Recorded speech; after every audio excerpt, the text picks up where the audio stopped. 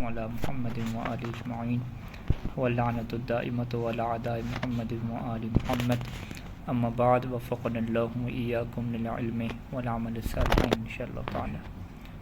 عبارت یہاں سے ہے کہ وَلَوْ كَانَ الرَّهْنُ مُشَاعًا فَلَا بُدَّ مِنْ إِذْنِ شَرِيكِهِ فِي الْقَبْضِ أَوْ رِضَاهُ بَعْدَهُ. وَلَوْ كَانَ الرَّهْنُ، رہن یعنی مرہون کے معنی میں وہ چیز جسے رہن کے طور پہ ہم رکھوا رہے ہیں. اگر وہ رہن ایسی چیز ہو کہ مشاع کیا مطلب کہ بین یکون لہو مالکان، کہ اس چیز کے دو مالک ہوں، دونوں کیا اس میں شریک ہوں. ٹھیک ہے، دو شریک ہوں اس کی ملک میں. تو مشاع کیا ہے؟ وہ مشترک چیز کو کہتے ہیں. مشاع یعنی الشیء المشترک بین اثنین فما ذات، دو کے درمیان یا دو سے زیادہ کے درمیان جو چیز شریک ہوتی ہے اسے مشاع کہتے ہیں. یعنی فرض کریں کہ ان کا والد فوت ہوا تھا تو اب جو ہے وہ دو بیٹے تھے، تو وہ جو گھر ہے وہ دونوں بیٹوں کا ہے. دونوں بیٹوں کے ابھی تک انہوں نے تقسیم نہیں کیا، تو جب تک وہ تقسیم نہیں کرتے تو وہ گھر کیا رہے گا؟ ملک مشاع رہے گا. ملک مشاع یعنی وہ دونوں کی کیا ملک رہے گا. ملک مشاع اور مشترک کا یہ قانون ہوتا ہے کہ چونکہ دونوں اس میں شریک ہیں اور ہر جز پہ آپ ہاتھ رکھیں گے تو اس میں دونوں کیا اس کے مالک بنیں گے. یعنی کیونکہ تقسیم نہیں ہوئی نا، جب تقسیم نہیں ہوئی تو آپ فرض کریں کمرے کے اوپر کہیں گے تو کمرے کے بھی دو ہی مالک بنیں گے. کمرے کی ایک جگہ آپ خاص کر لیں تو اس کی بھی کیا دو مالک بنیں گے. یعنی ہر جز میں کیا ہوتے ہیں؟ دو بندے شریک ہوتے ہیں. تو ملک مشاع کا یہ قانون ہوتا ہے کہ کسی بھی ایک شریک کے لیے اس میں تصرف کرنا جائز نہیں ہوتا الا باذن الاخر، مگر یہ کہ دوسرا کیا دے؟ اجازت دیتے. تو اگر اجازت نہ دے ایک بندہ کہ آپ بھی تصرف نہیں کر سکتے، تو اس کا یہ مطلب نہیں ہوتا کہ وہ آدھے میں تصرف نہیں کر سکتا. اس کا یہ مطلب ہوتا ہے کہ وہ تصرف کر ہی نہیں سکتا. ٹھیک ہے، چونکہ ابھی تک تقسیم نہیں ہوئی تو ہر حصے پہ جہاں پہ بھی 1 فٹ اگر جگہ پہ بھی پاؤں رکھے گا وہ، تو اس میں بھی کیا ہے؟ آدھا ایسا کیا ہے؟ دوسرے کا ہے. ٹھیک ہے، اگر فرض کریں کہ ایک انگلی بھی رکھے گا تو اس انگلی کے بھی کیا 2 حصے آپ بنا لیں گے کہ اس میں بھی کیا ہے؟ آدھا کیا ہے اس کا ہے. تو لہذا جو ملک مشاع ہے اس میں دونوں جو ہے وہ تصرف کرتے ہیں ایک دوسرے کی اجازت کے ساتھ. اب یہ جو گھر تھا یہ ملک مشاع تھا، تو ایک بندے نے جو ہے وہ قرضہ لیا اور وہ اس گھر کو جو ہے وہ گروی رکھوانا چاہتا ہے، رہن کے طور پہ دینا چاہتا ہے. تو یہاں پہ کہتے ہیں کہ فلا بد من اذن شریک، یہاں پہ شریک کی اجازت بھی کیا ضروری ہے؟ کہاں پہ ضروری ہے اذن شریک؟ فی القبض، کہ جب اس گھر کو کیا کیا جائے گا؟ قبض کیا جائے گا. یعنی مرتہن جو ہے وہ جب اس گھر کو اپنے قبضے میں لے گا تو ایک تو وہ راہن کی اجازت لے گا، اور راہن کے ساتھ جو راہن کا شریک ہے اس کی بھی کیا لے گا؟ اجازت لے گا. یعنی فلا بد من اذن شریک فی القبض، قبض کرنے میں شریک کی اجازت ہونی چاہیے. اور رضاہ بعدہ، یا اگر اس نے قبض کر لیا اس کی اجازت کے بغیر تو رضاہ، تو پھر بھی کیا ہے؟ شریک کا راضی ہونا کیا ہے؟ شرط ہے. سواء کان مما ینقل ام لا، چاہے وہ ایسی چیز ہو کہ جو منقول ہو، ینقل، یا کیا ہو؟ غیر منقول ہو. غیر منقول کی ابھی ہم نے مثال دی گھر کی، اور جو مما ینقل کی مثال کیا؟ یہ گاڑی ہو جائے گی. ٹھیک ہے، سیارہ ہو گئی. اچھا، یہ اجازت کیوں جی شریک کی لے لیں؟ وجہ کیونکہ استلزام القبض، کیونکہ جب آپ قبض کر رہے ہیں تو یہ قبض کیا کہلائے گا؟ التصرف فی مال شریک، کہ آپ اس کے جو شریک ہے اس کے مال میں تصرف کر رہے ہیں، کیونکہ یہ جو گھر ہے یا جو گاڑی ہے اس کے 2 مالک ہیں. وَهُوَ مَنْهِيٌّ عَنْهُ بِدُونِ إِذْنِهِ، اور جو تصرف فی مال شریک ہے یہ حرام ہوتا ہے بدون اذن ہی، شریک کی اذن کے بغیر. شریک کے اذن کے بغیر یہ تصرف حرام ہوتا ہے. یا آپ یوں کہہ دیں کہ وہ ہوا یہ جو قبض ہے، یہ قبض کیا ہو جائے گی؟ منی عن ہو جائے گی بدون اذن شریک، شریک کی اجازت کے بغیر یہ قبض کیا ہو جائے گی؟ ممنوع ہو جائے گی. آپ ایک ایسی چیز کو قبض کر رہے ہیں کہ جو شریعت میں ممنوع ہے.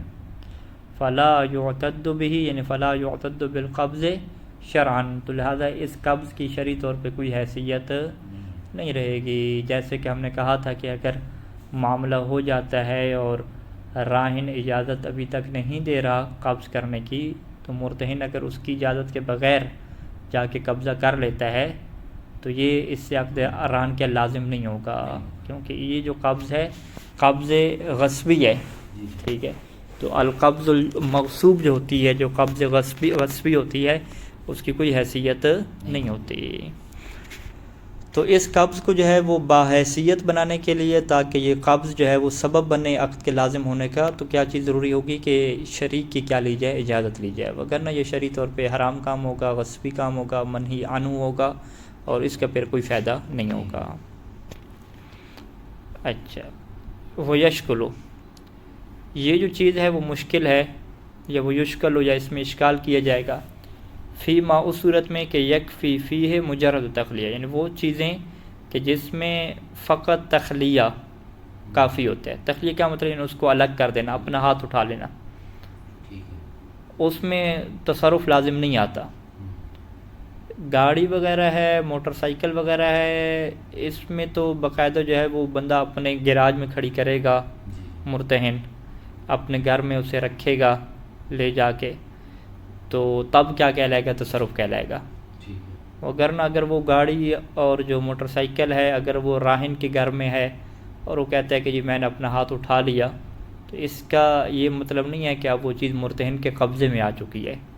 مرتہن کے قبضے میں ضروری ہے کہ مرتہن کیا کرے؟ اس گاڑی اور موٹر سائیکل میں تصرف کرے، اسے چلا کے لے آئے، اسے اپنے گیراج میں رکھے، گھر کے اندر رکھے، یہ کیا ہوگا؟ تصرف ہوگا۔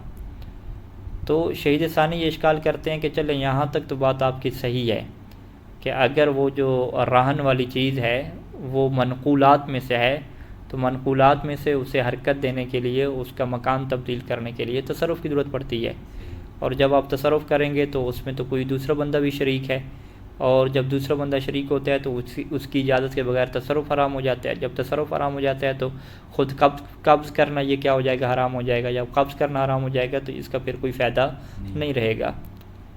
یہ ساری کہانی کہاں پہ آپ کی فٹ بیٹھتی ہے؟ کہ جہاں پہ قبض کے لیے تصرف کرنا پڑتا ہے، لیکن اگر قبض کے لیے کسی قسم کو تصرف کرنی نہ پڑے، مرتہن کو کچھ بھی نہیں کرنا پڑے گا، اس چیز کو اٹھا کے اپنے گھر میں لانا کچھ بھی نہیں کرنا پڑے گا۔ فرض کریں زمین ہے جیسے، ٹھیک ہے، جیسے غیر منقول کہتے ہیں، اب وہ زمین کو اٹھا کے گھر پہ تو نہیں آئے گا، ٹھیک ہے، تو اس کا تصرف کیا ہے کہ اگلا بندہ کہے گا کہ بس یہ زمین کیا ہو گئی، آپ کو میں نے رکھوا دی۔ آپ کو رکھوا دی کیا مطلب؟ وہ اٹھا کے اپنے گھر پہ رکھے گا، یہ مطلب نہیں ہے۔ اس سے کیا کہتے ہیں؟ مجرد التخلیہ، کہ وہ زمین کیا ہے؟ خالی کر دے گا، ٹھیک ہے، زمین سے اپنا ہاتھ اٹھا لے گا اور کہے گا کہ یہ اب جو ہے وہ زمین کیا ہے؟ آپ کے زیر تصرف آ گئی۔ زیر تصرف کیا مطلب؟ کہ اب میں نے اپنا ہاتھ اس سے اٹھا لیا ہے۔ تو یہاں پہ کیا ہے جی؟ یہاں پہ تصرف تو ہو نہیں رہا۔ جب یہاں پہ تصرف نہیں ہو رہا تو پھر اذن شریک کی اجازت کس کے لیے بھائی؟ ٹھیک ہے، شریک کی اذن کی اجازت کہاں پہ ضروری تھی؟ جب تصرف کرنا تھا۔ یہاں پہ زمین میں تصرف وہ کر ہی نہیں رہا، بس ایک جو راہن تھا اس نے اپنا ہاتھ اٹھایا، ٹھیک ہے، تو یہاں پہ پھر اجازت کے اوپر کوئی دلیل آپ کی پاس نہیں بچتی۔ اجازت لینے کے لیے، اذن لینے کے لیے ایک ہی دلیل تھی کہ تصرف کرنا حرام تھا مال مشاع میں۔ مال مشاع میں بغیر اذن شریک کے تصرف کرنا چونکہ حرام ہوتا ہے، لہذا اجازت لینی پڑتی تھی، اور یہاں پہ تصرف ہوتی نہیں ہے۔ یعنی ویشکلو، یعنی یہ جو استدلال ہے ان کا محل اشکال ہوگا یا مشکل ہو جائے گا، فیما اس صورت میں، ان چیزوں میں کہ یکفی فیہ مجرد التخلیہ، کہ جس کے اندر فقط تخلیہ کیا ہوتا ہے؟ کافی ہوتا ہے۔ اگر ما یکفی فیہ میں اگر ہم دقیق پلٹیں ضمیریں تو قبض کی طرف کیا پلٹنی چاہیے؟ یعنی فیما ان چیزوں میں کہ یکفی فیہ، کہ جس کے قبض میں جو ہے وہ کافی ہوتا ہے مجرد التخلیہ، قبض کرنے کے لیے تصرف کی ضرورت نہیں پڑتی، فقط اس کو خالی کر دینا، ہاتھ اٹھا لینا، یہ کافی ہوتا ہے۔ تخلیہ کا کیا مطلب ہوگا؟ مجرد تخلیہ رفع الیت، اپنا ہاتھ کیا اس سے اٹھا لینا۔ فإنها لا تستدعی تصرفا، تو یہ جو تخلیہ ہے یہ تصرف کو جو ہے وہ نہیں چاہتا، تخلیہ میں کوئی تصرف نہیں ہوتا۔ بل رفع، بلکہ تخلیہ کیا ہوتا ہے؟ رفع ید راہن عنہ، کہ راہن جو ہے وہ اپنا ہاتھ اس چیز سے اٹھاتا ہے، وہ تمکین ہی، اور دوسرے بندے کو قادر بنا دیتا ہے، مکن یمکن تمکیناً، کسی کو باقدرت بنا دینا، اور تمکین ہی یعنی جو مرتہن ہے اس کو قادر بنا دیتا ہے، نہیں، اگر مکن یمکن ہونا اس کو قادر بنانا تو ہو کے ضمیر کو آپ جو ہے وہ ضمیر فاعلی جو ہے وہ مراد لیں۔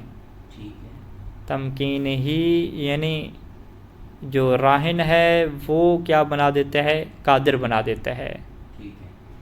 تو ہو جو ضمیر متصل ہے یہ ضمیر فعلی بن سکتی ہے نہیں بن سکتی؟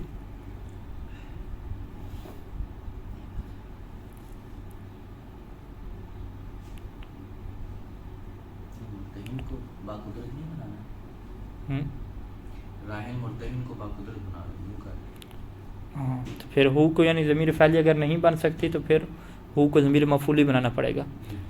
تمکین ہی کی جو ضمیر مفعولی بنے گی تو وہ مرتہن کی طرف پلٹے گی کہ راہن جو ہے وہ کس کو قادر بنا دے، مرتہن کو جو ہے وہ قادر بنا دے، اسے قدرت دے دے منہ یعنی اس چیز میں سے، یعنی وہ جو چیز ہے اس چیز میں سے اس چیز کی طرف جو ہے وہ اس کو کیا دے دے، قدرت دے دے۔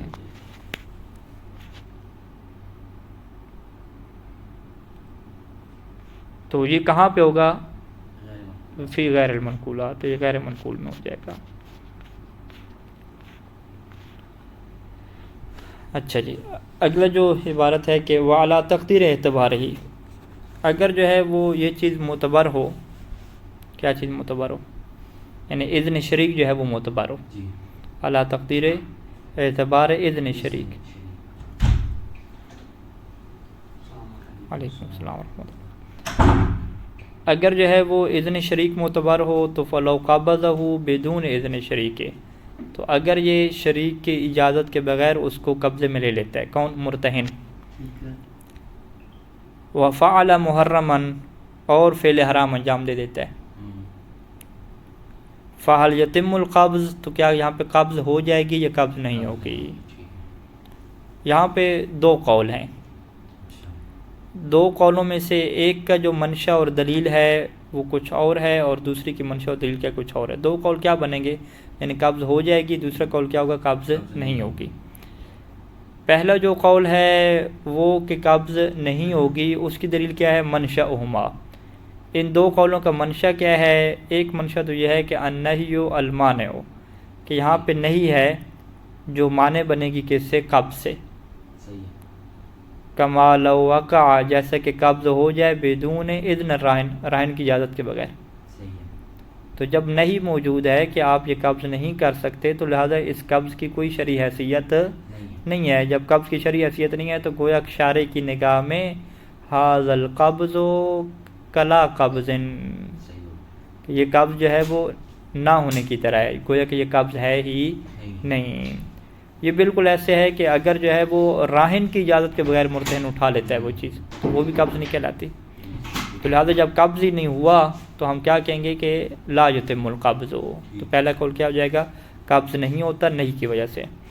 وہ اختیار المصنف، اور یہی جو ہے وہ مصنف یعنی شہید اول کے یہی قول انہوں نے اختیار کیا ہے۔ اچھا یہ تو کیا ہو گیا؟ پہلے قول کا منشا ہو گیا۔ دوسرا منشا وَأَنَّ النَّهْيَ، یعنی منشأہما النہی والمانع وَأَنَّ النَّهْيَ، یہ دوسرا کیا ہو گیا؟ منشا ہو گیا۔ دو منشا ہیں، ایک قول کا ایک منشا، دوسرے قول کا دوسرا منشا۔ وَأَنَّ النَّهْيَ إِنَّمَا هُوَ لِحَقِّ الشَّرِيكِ فقط، دوسرا قول یہ ہے کہ بھئی قبض تو ہو جائے گا۔ کیوں جی؟ کیونکہ جو نہیں ہے وہ شریک کے حق کے اوپر ہے، کہ شریک کا جو حق ہے نا اس چیز میں، اس میں اگر آپ تصرف کر رہے ہیں تو اس وجہ سے کیا نہیں آ رہی ہے فقط، بس، نہ کہ وہ جو نہیں ہے وہ راہن کے حق کے اوپر ہے۔ تو لہٰذا راہن سے جو آپ نے اجازت لینی تھی اس کے حق کے لیے وہ اجازت تو آپ نے لے لی ہے، لِلْإِذْنِ مِنْ قِبَلِ الرَّاهِنِ، کیونکہ یہاں پہ اذن موجود ہے راہن کی طرف سے، الذی هو المعتبر شرعاً، اور راہن میں کس کی اجازت ضروری ہوتی ہے؟ راہن کی ضرورت ہوتی ہے، وہ تو آ گئی ہے۔ باقی جو راہن کے شریک کی اجازت ہے وہ شریک کے حق کے لیے ہے، تو شریک کے حق کے لیے ایک الگ اجازت ہمیں چاہیے، لیکن راہن کے لیے جو راہن کی اجازت تھی وہ تو کیا آ چکی ہے، لہذا جو ہے وہ یہاں پہ قبض ہو جائے گا۔ تو شہید ثانی فرماتے ہیں کہ وہ اجوت، کہ یہ بڑی بہترین دلیل ہے جی۔ صحیح ہے، بہترین دلیل ہے۔ ٹھیک ہے، ویسے کلن جب اذن کی کلن ایک تصرف کے اگر بغیر اذن کی بحثیت کرے تو اس میں تو یہ بات ٹھیک ہے نا؟ نہیں، راہن نے جو اجازت دی ہے تو راہن تو فقط اپنے حصے کی اجازت دے سکتا ہے نا، ٹھیک ہے، شریک کے حصے کی تو وہ اجازت نہیں دے سکتا۔ اور جو راہن کو قبض کیا جا رہا ہے یعنی مال مرہون کو، وہ فقط راہن کا تو نہیں ہے نا، وہ شریک کا بھی تو ہے، لہٰذا نہیں تو باقی رہے گی نا اس کے اندر۔ تو آپ کیسے کہہ سکتے ہیں کہ یہاں پہ جو ہے وہ نہیں کا تعلق جو ہے وہ فقط کس کے ساتھ ہے؟ جو شریک کا حصہ تھا، شریک کا حق تھا، اس کے ساتھ ہے۔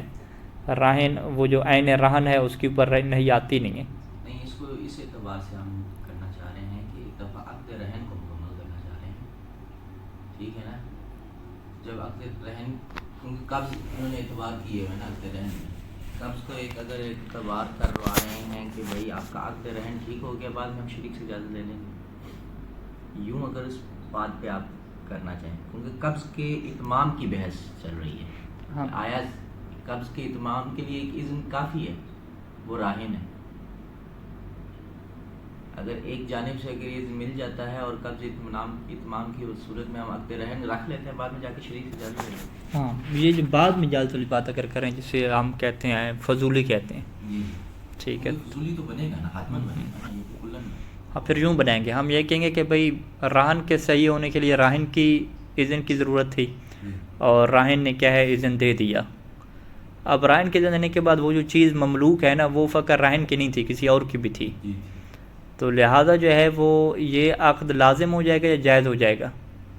اب کہتے ہیں کہ یہ جائز ہی رہے گا، اس کا لازم بننا موقوف ہوگا کہ اس کے اوپر کہ وہ جو شریک ہے جو اس چیز کا مالک ہے وہ کیا دے، اجازت دے. تو اس سے جو ہے وہ رہن باطل نہیں ہوتا اور قبض باطل نہیں ہوتی، قبض بھی کیا ہو جائے گی. لیکن اس کے باوجود یہ وہ والی قبض نہیں ہے کہ جس کی وجہ سے عقد رہن لازم ہو جاتا. تو جس قبض کی وجہ سے عقد رہن لازم نہیں ہوتا اس سے تمام القبض تو ہم نہیں کہہ سکتے نا کہ اب مکمل قبض ہو چکی ہے. تو اگر اس اینگل سے دیکھیں کہ بھی قبض ہو چکی ہے، عقد اس کا صحیح ہے، تو پھر ٹھیک ہے بات. لیکن عقد لازم بھی ہو گیا ہے، ہم یہ نہیں کہہ سکتے. اچھا جی، مستقر اور غیر مستقر میں نہیں اس کو پھر ڈالیں گے، لازم ہے نہ بھی کریں گے. یعنی وہی عقد صحیح اور غیر صحیح کی آپ بحث کر لیں کہ قبض جی ہو گیا ہے، قبض تمام ہو گیا ہے، عقد اس کا صحیح ہو گیا، رہن اس کا مکمل ہو گیا. لیکن یہاں پہ کیا ایک مسئلہ ہے، اذن کا مسئلہ کھڑا ہوا ہے. تو اگر وہ اذن نہیں دے گا تو یہ قبض کیا ہو جائے گا، باطل ہو جائے گا. ہاں، وہ عقد لازم تو پھر آتا ہے نا بھائی، بے لازم جب لازم ہے یعنی راہن کی طرف سے لازم ہو جائے گا. ہاں، یوں آپ کہیں کہ جو راہن ہے نا اس کی طرف سے یہ عقد لازم ہو جائے گا، وہ فسخ کیا نہیں کر سکتا. وہ تو ویسے ہی کلن راہن کی طرف سے ہی تھا نا لازم. عقد رہن تو ویسے ہی راہن کی طرف سے لازم ہوتا ہے. ہاں، اس نے اجازت دے دی تو فسخ وہ نہیں کر سکتا. ہاں، اب اگر اگلا وہ بندہ اجازت نہیں دیتا تو پھر تو یہ باطل ہو جائے گا. تو اسی وجہ سے انہوں نے کیا یہ اجود ہے. دوسری وجہ ہے کہ وہ کہتے ہیں کہ بھی راہن کی اگر اجازت آ گئی ہے اور اس کا حصہ بھی مال میں موجود ہے تو قبض ہو گیا، عقد کیا لازم ہو جائے گا. ہاں، فقط جو ہے نا اس کی اجازت لینا تصرف کے لیے. دوسرا جو حق شریک میں آپ جب تصرف کرنے جا رہے ہیں تو اس میں چونکہ منع ہے تصرف کرنا، تو لہذا حق شریک میں تصرف کے لیے آپ کو کیا اجازت لینا پڑے گی. لیکن اس اجازت کا یہ مطلب نہیں ہے کہ عقد رہن لازم نہ رہے، عقد رہن راہن کی اجازت کی وجہ سے لازم ہو گیا. ویسے ایک تفصیل بھی لی جا سکتی ہے، کیونکہ مصنف نے یہاں اوپر وہ غیر منقولات میں تو کہا ہے کہ صرف راہن کا ہاتھ اٹھانا ہے، تو اس اعتبار سے تو شاید غیر منقولات میں تو صرف راہن اگر اجازت دے دیتا ہے تو مسئلہ حل ہو جائے گا. لیکن منقولات میں آپ کو حتماً اذن شریک بات کی جا سکتی ہے. ہاں ٹھیک ہے، یہ بھی نقطہ ہو سکتا ہے. لیکن اچھا،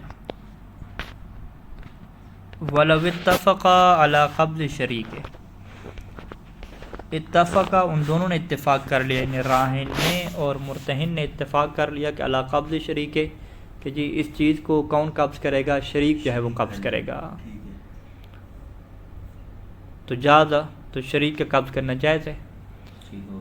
فَيُعْتَبَرُ سِمَاعُهُ الْإِذْنَ فِيهِ، بس معتبر کیا ہے کہ جو شریک ہے وہ سن لے الْإِذْنَ فِيهِ، یعنی اس قبض کے اندر جو اذن ہے اس کو کیا سن لے، یعنی وہ اس بات کو دیکھ لے اور سن لے کہ مجھے جو ہے وہ اجازت دے دی گئی ہے کہ میں اس چیز کو کیا قبضے میں لے لوں. کس کی طرف سے جی؟ مرتہن کی طرف سے. ٹھیک ہے، یہ کافی ہے اس کی رضایت پہ. یہ اس کو صرف سن لینا، اس کی رضایت تو اس کی وہ راضی ہے، یوں کر کے بات کریں.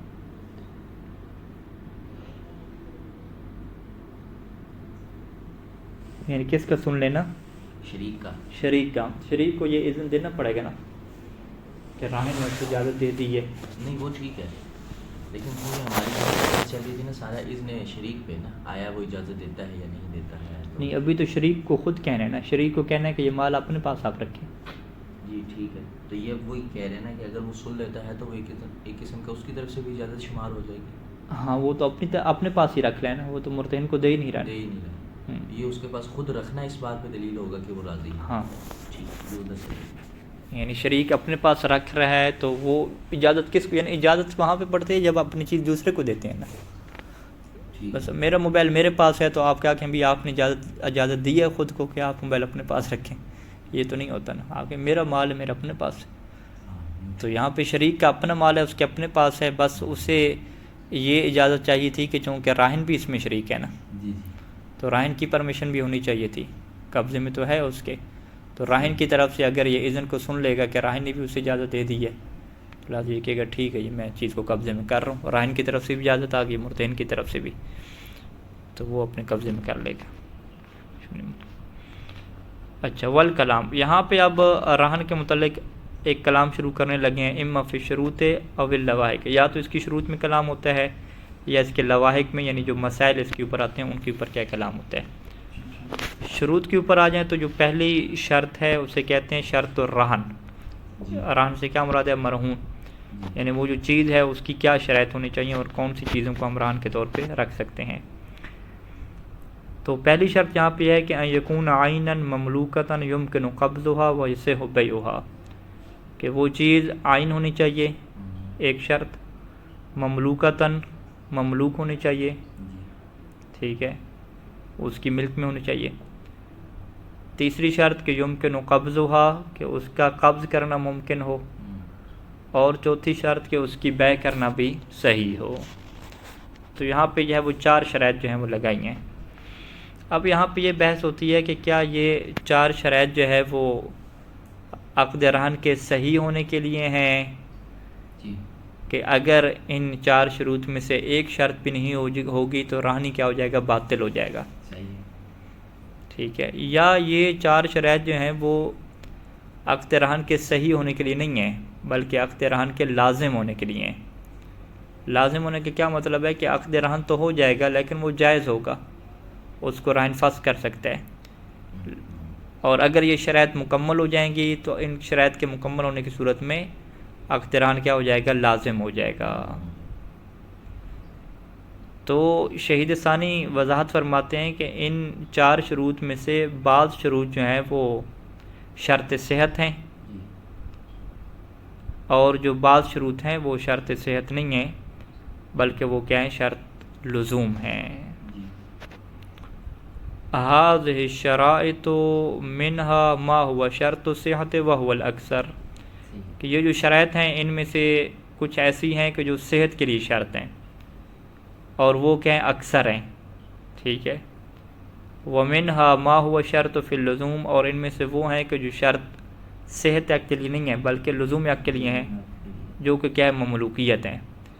یعنی مملوکیت کے علاوہ جو تین شرائط ہیں وہ شرط صحت ہیں، یعنی وہ چیز عین ہو، اس کا قبض کرنا ممکن ہو، اس کا بیچنا کیا صحیح ہو. یہ جو تینوں شرائط ہیں اگر یہ شرائط نہیں پائی جائیں گی یا ان میں سے ایک نہیں پائی جائے گی تو عقد رہن کیا ہو جائے گا؟ باطل ہو جائے گا. لیکن جو مملوک ہے نا کہ وہ چیز راہن کی اپنی ملک میں ہونی چاہیے، یہ شرط صحت نہیں ہے. تو اس کا مطلب کیا ہے کہ راہن اگر کسی اور کا مال اٹھا کے دے دیتا ہے رہن کے طور پہ تو عقد رہن صحیح ہوتا ہے، باطل نہیں ہوتا.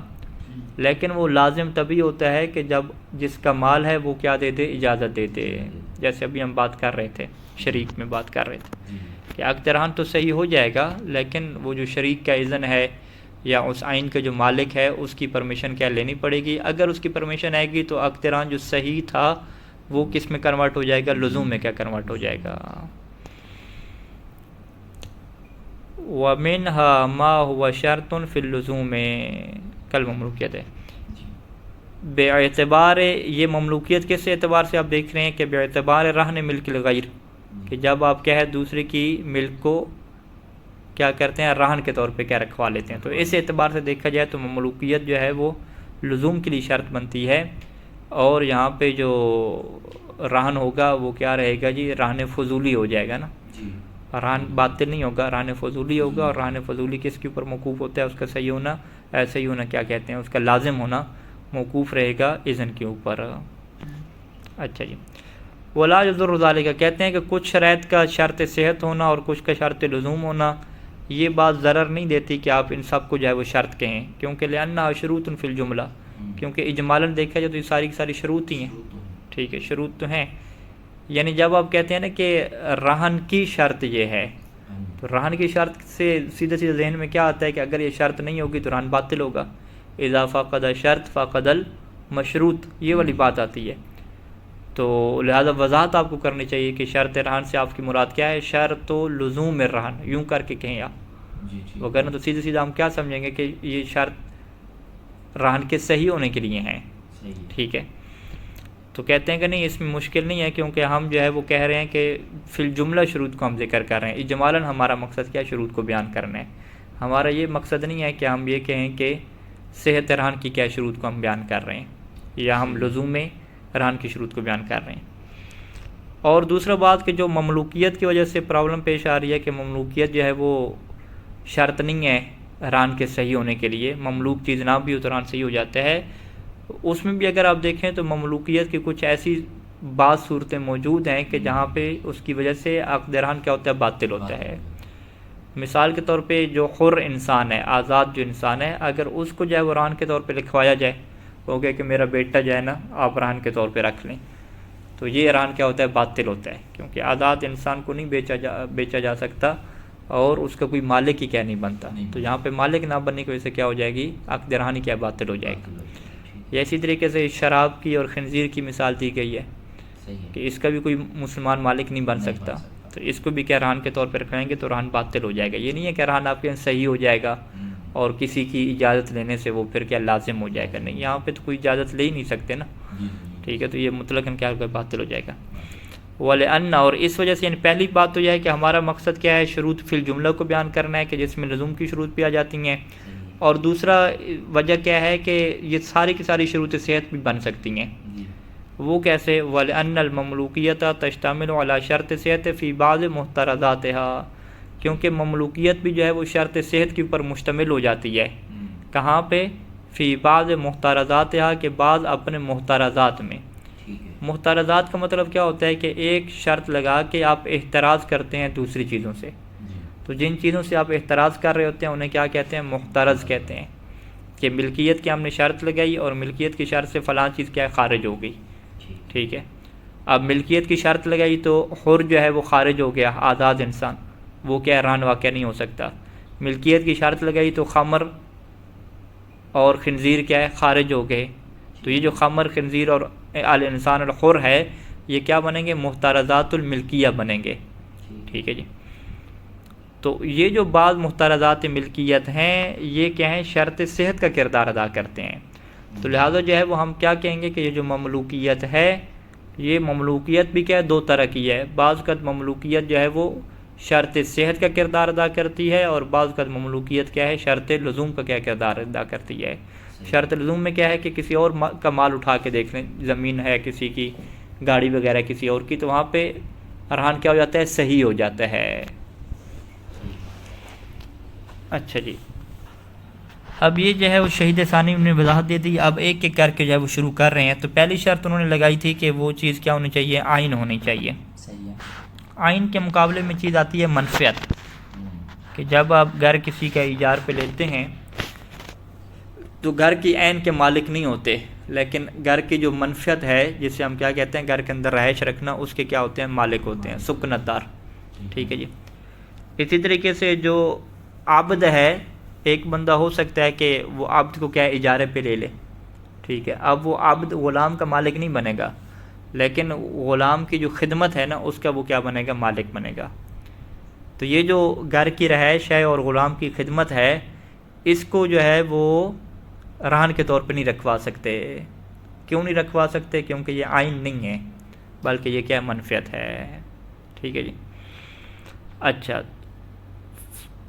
کا سکنت دار ہے، وہ خدمت رب، دو مثالیں تھیں۔ یہ رہن کے طور پہ کیوں نہیں آ سکتا؟ دلیل کہاں سے آپ کو سمجھ آیا کہ یہ جو ہے وہ رہن کے طور پہ نہیں جا سکتا؟ کہتے ہیں لعدم امکان قبضہ، اس منفیت کو قبض کرنا ممکن ہی نہیں ہے. ٹھیک ہے جی. کیوں؟ اذ لا یمکن ہو، کیونکہ قبض نہیں ممکن ہوتا ہے الا باتلافها، مگر یہ کہ منفیت کیا ہو جاتی ہے؟ تلف ہو جاتی ہے. یعنی ہر لحظے میں جو رہائش ہے نا، فرق ہے جو ابھی 10:01 ہیں، 10:01 اس کی کیا منفیت ہے؟ گھر کی منفیت رہائش ہے، یا ہم نے غلام سے کیا لینی ہے؟ خدمت لینی ہے. تو 10:01 پہ جیسے وہ قبضہ کرے گا تو 10:02 ہو جائیں گے. تو 2 منٹ کا مطلب کیا ہے کہ وہ جو 1 منٹ والی منفیت تھی وہ تلف ہو گئی ہے. تو قبضہ کرنے کا مطلب کیا ہے کہ جیسے اس کی چیز میں ہاتھ آتی جائے گی، پہلے والا اس ٹائم کیا ہے؟ ختم ہو جائے گا. تو اب وہ بندہ جو ہے وہ مالک تھا 10:01 والی منفیت کا، 10:01 والی منفیت اس نے اگلے کے قبضے میں دی. تو اگلے کے قبضے میں دی تو وہ تو ٹائم گزر گیا تھا، ٹائم گزرنے سے وہ منفیت کیا ہو گئی؟ تلف ہو گئی اس کی. تو اسی وجہ سے کہتے ہیں اس کا قبض کرنا کیا ہے؟ ممکن نہیں ہے. اور باقی وہ جب قبض کر کے رکھے گا تو منفیت کیا ہوتی جائے گی؟ تلف ہوتی رہے گی. ٹائم گزرتا جائے گا اور اس کا کیا ہے؟ منفیت کیا ہے؟ گزرتی جائے گی. تو یہ گھر کی طرح نہیں ہے کہ اگر گھر آئین کی شکل میں وہ لیتا، جب آئین اس کا مالک ہوتا تو گھر کیا ہے؟ باقی رہتی ہے اس کی. ٹھیک ہے. وہ یہ نہیں ہے کہ ہر دن جو ہے وہ ختم ہوتی جاتی. تو لہٰذا منفیت کیا ہو جاتی ہے؟ تلف ہو جاتی ہے. اور اس کا اگر قبض کر بھی لیں تو قبض کے ذریعے سے کیا ہوتا رہے گا؟ اتلاف کیا ہوتا رہے گا. لہٰذا میں امکان قبضہ اذ لا یمکن الا باتلافها. اور ولتعذر تحصیل المطلوب فی الرہن منہا، اور رہن میں جو مطلوب ہوتا ہے منہا کس سے؟ رہن سے جو مطلوب ہوتا ہے وہ یہاں پہ تحصیل بھی نہیں ہو سکتا، اس کا حاصل کرنا کیا وجہ؟ متعذر ہے. اور وہ کیا مطلوب ہوتا ہے؟ استیفاء الدین منہ، کہ آپ اس رہن سے کیا کرتے ہیں؟ اپنا دین پورا کرتے ہیں.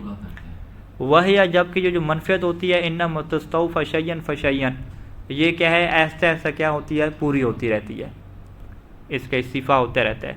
وَكُلَّ مَا حَصَلَ مِنْهَا شَيْءٌ عَدِمَ مَا قَبْلَهُ، منفیت سے جو حصہ بھی حاصل ہوتا ہے تو اس کا ما قبل کیا حاصل ہوتا ہے؟ ختم ہو جاتا ہے. تو لہذا جو ہے وہ جب دین کی ادا کرنے کی باری آئے گی تو یہ منفیت پہلے جس قیمت پہ تھی وہ کیا ہو چکی ہوگی؟ ختم ہو چکی ہوگی. قضا قیلہ، شہید ثانی فرماتے ہیں کہ اس طرح کے جو ہے وہ دلائل دیے گئے ہیں کہ اس کو جی قبض نہیں کر سکتے، یہ ہمیشہ ختم ہوتی رہتی ہے. تو لہذا دین کا جو مطلوب ہے کہ اس کو بیچ کے اپنے پیسے پورے کرنا، وہ آپ کیسے پورے کریں گے؟ کہتے ہیں یہ باتیں کہی گئی ہیں لیکن اس میں کیا ہے؟ اشکال ہے. یہاں تک بات ختم ہوتی ہے اور اگلی کیا اور بات ہے. وصلی اللہ علی محمد و آلہ اجمعین.